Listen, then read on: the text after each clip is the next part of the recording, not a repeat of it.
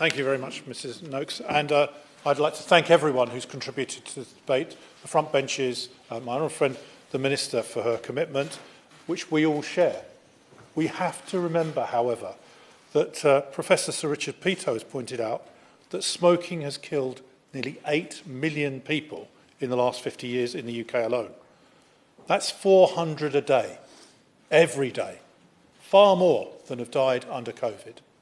This is something that can obviously be prevented, but more importantly, even than that, 2 million more people are expected to die over the next 20 years unless we get current smoking rates down.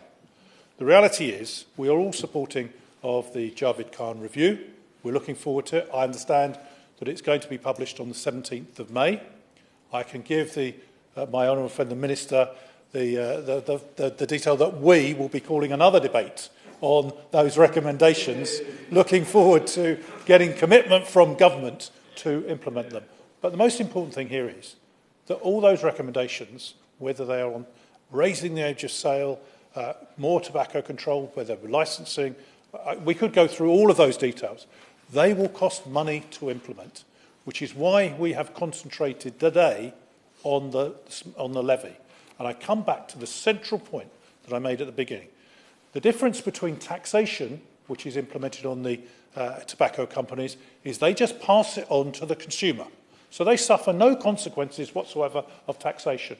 This is a levy which they would not be allowed to pass on to the consumer, that they would have to pay out of their profits, making their product that kills people less profitable.